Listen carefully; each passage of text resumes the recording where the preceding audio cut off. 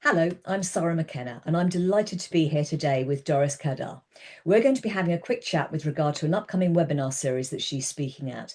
The title of the free webinar series is Sustainability in a World Growing in Uncertainty, Risks and Opportunities, Optimising Performance, Unlocking and Allocating Resources Ahead of Less Resilient Competitors.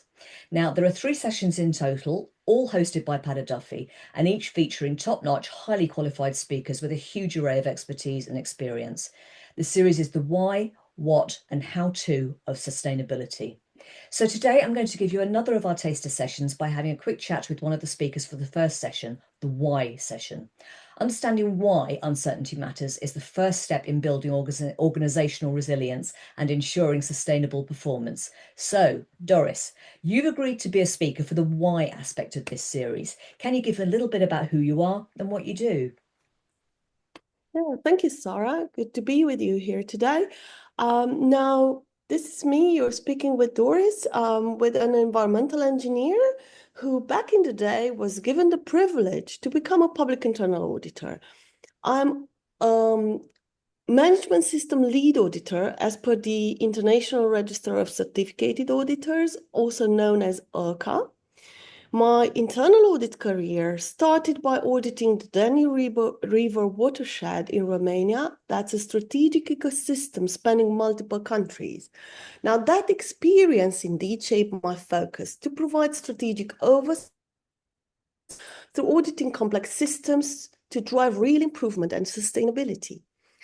As a management system lead auditor, I've delivered integrated audits across ISO certifiable standards for public and private businesses across some geographies. I've since proudly served in international organizations that are well positioned to safeguard ESG controls. However, my intervention today in the why aspect of the series is because of my volunteer role with the Audit Special Interest Group and the Chartered Quality Institute in the UK. With them, we aim to promote the ethos that an audit has no boundaries.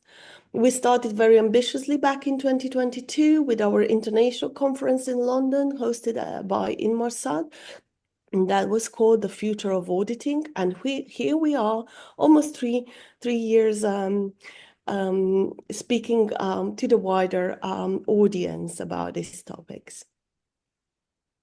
Oh, well, thank you, Doris. I mean, I can see why you were chosen to speak. There's a huge range of interest there. And I do like the fact that you say there are no borders. I could not agree more.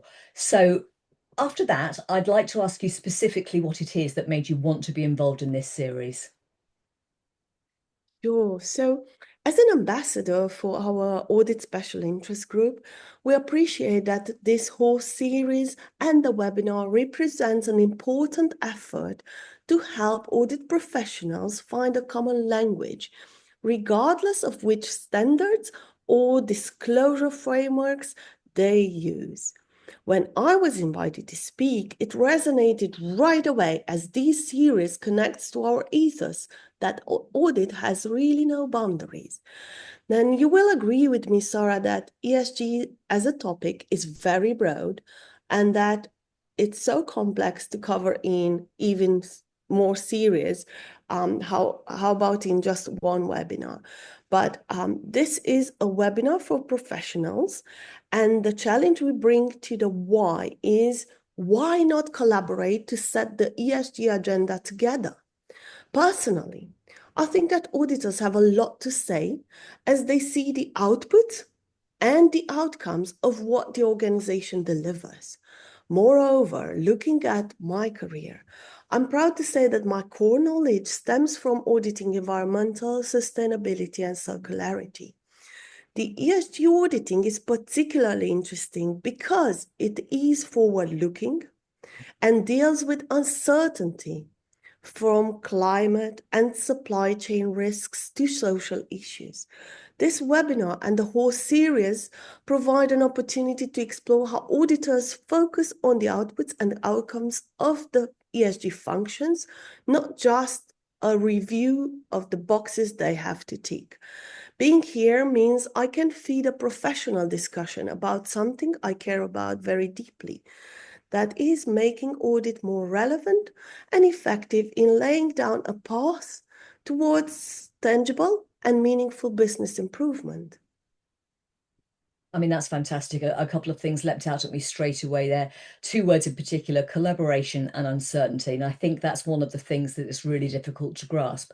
And actually, that connects very nicely with the next question that I want to ask, which is a key question. And I've put to all of the speakers in this session, so it's not only for you.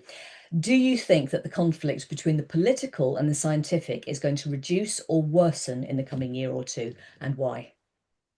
Oh, this is a hard question. However, to me, I don't see it so much as a conflict between politics and science, but rather as a matter of how quickly standards become established.